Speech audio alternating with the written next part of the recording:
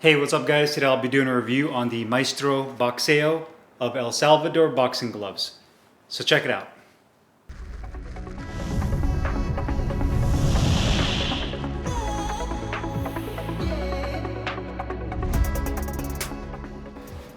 Hey guys, Carlo here. Today I'm doing a review on the Maestro Boxeo of El Salvador boxing gloves. Got mine in the blue, metallic silver, and black colorway.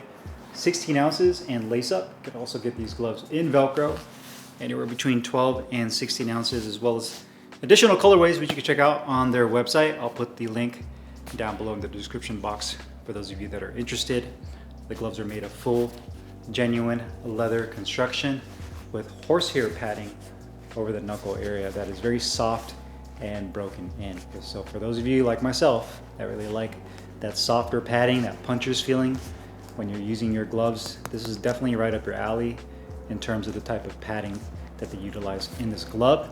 And this glove is manufactured in El Salvador, which is a first for myself.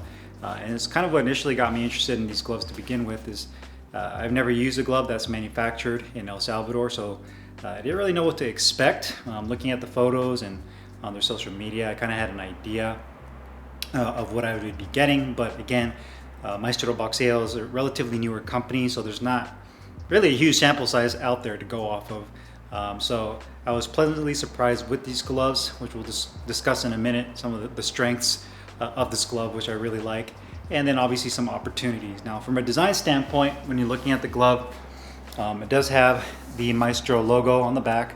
Maestro, made in El Salvador, and you also have down here the cloth patch. Has the same thing, Maestro with the 5 stars. I feel like this patch could have been done a little bit better. I feel like with a glove like this, you should do something that's a little bit more higher quality, just a little bit more prominent on the back of the wrist rather than this cloth patch. It just feels a little bit cheap to me. Maybe if it was recessed or if they went with something that was just a little bit cleaner, because you have these little edges here that aren't sharp, they're soft, but it just feels kind of unfinished in terms of that patch on the back. And the same thing with the logo. It's very basic, which I like. I do like the cleanliness of the logo, but for some reason, like the circle design behind the font kind of throws me off. It kind of reminds me of like a pizzeria logo or from like a pizza joint or something, if that makes any sense. So I think the logo could have been done a little bit better. Maybe not go with the circle, go with something like maybe like, I don't know, with a different design. But that's just me. I don't know. With the letters and a circle, kind of looks a little basic, but I do like the cleanliness of it. I just think that the circle is kind of what throws it off a little bit. The blue that they're on here has, and hopefully in the video it doesn't look that way, it may look metallic, but it has more of a pearl type finish that is on the satin side. It is not metallic, so for those of you, I know a lot of people know about metallics, they tend to wear quicker than solid colors.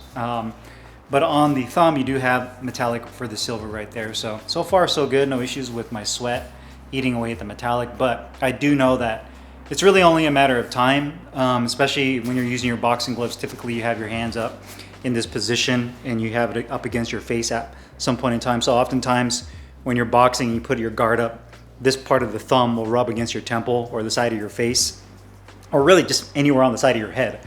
And if you're sweating a lot like I do when I train, the salt in your sweat the moisture will eventually eat away at that metallic. So one thing, not to go too off course with this video, but if you do have metallic gloves, one thing I always recommend is really wipe them down well after you're done using them, especially the metallic, because the salt in your sweat is what's going to eventually eat away at that metallic color. It's kind of unavoidable, but at least you can try to pour along the metallic on your gloves, especially if you have a really expensive pair of gloves that have some metallic on it.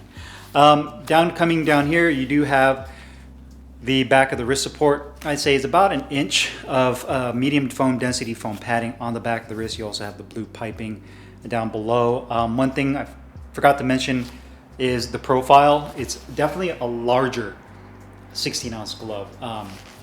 When you put this glove on your hand, you can see just how far it goes down here at the bottom of my elbow. So it definitely is a larger glove for a 16-ounce glove. It has a longer cuff. And just an overall larger profile size glove. So just something to keep in mind when you're looking at getting these gloves. So you have, again, about an inch on the back. You have, I'd say, about 3/4 of an inch on the inside of the wrist with the same type of medium foam density padding on both sides. It does say 16 ounces right here.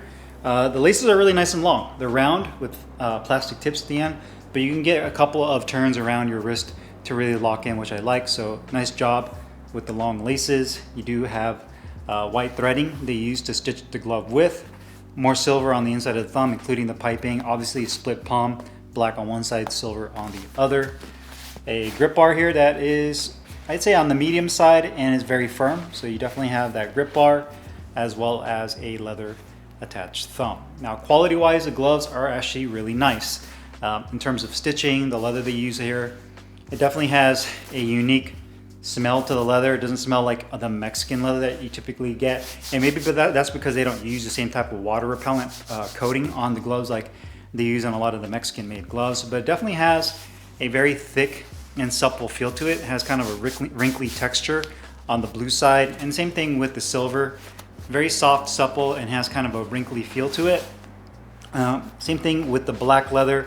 A little bit more flat, not as texturized as the silver or blue, but there's definitely some texture there. But you can see throughout the entire glove, the stitching is done very nicely. Double stitching throughout. You know, I wouldn't venture to say that they probably got a model of a glove from another manufacturer, which a lot of companies do, and then they break it down and kind of model theirs after that. Finger compartment area where it meets the black and the silver looks really clean. Where the thumb meets the index finger, stitching is done very well. Same thing where the seam is right back here. The glove weight, I believe when I put them on the scale, if I can recall, they were at 15.7. And I think 15.8 or 15.9 ounces per, so pretty much on point with weight. Definitely not overweight, which is a good thing. Typically with, you know, Mexican made gloves, they're usually overweight quite a bit. But with these gloves, they're pretty much on point with weight with each other, as well as being almost 16 ounces. I would say that the balance of the glove is definitely a little bit on the top heavy side. I feel like they should have added a little bit more wrist support, or at least put more padding on the wrist to give it a little bit more of a rigid feel and a little bit more locked in when you put your wrist in, or when you put your hand into the glove. I feel like if there's any area that's kind of lacking, it's going to be like this inside wrist, and even the padding on the back, I feel could give you just a hair thicker, maybe a 1/4 inch thicker on the back and a little bit thicker on the front side, just give you a little bit more of a locked in feel. As a matter of fact, I done a review on the Bayonetta gloves, and if you look at those gloves or any of the gloves from like New Sporting, they have a lot of thick padding around the wrist, which I really like, because once you lace them up and lock your hand in there, that padding really acts like a splint for your wrist to give yourself the support you're looking for. So it's a little bit top heavy in that regard. It does have this really nice smooth tricot liner, which again I'm a big fan of. It's really nice and smooth. You don't have to worry about the material on the inside, like some of the satin liners that really bunch up and you have a lot of excess material in the finger compartment. With this glove, you don't really have to worry about that. So definitely like the workmanship on these gloves, done very well. The actual comfort of the gloves is probably one of my favorite things, right next to the performance of the glove. Put your hand in here. If I were to probably do it all over again, if I were using this glove primarily for my training, I'd probably go with a 14 ounce. I want something a little bit more on the compact side. That's just for myself. But for those of you that are wondering in terms of sizing, if you have large hands, longer fingers, these gloves definitely will accommodate your hands.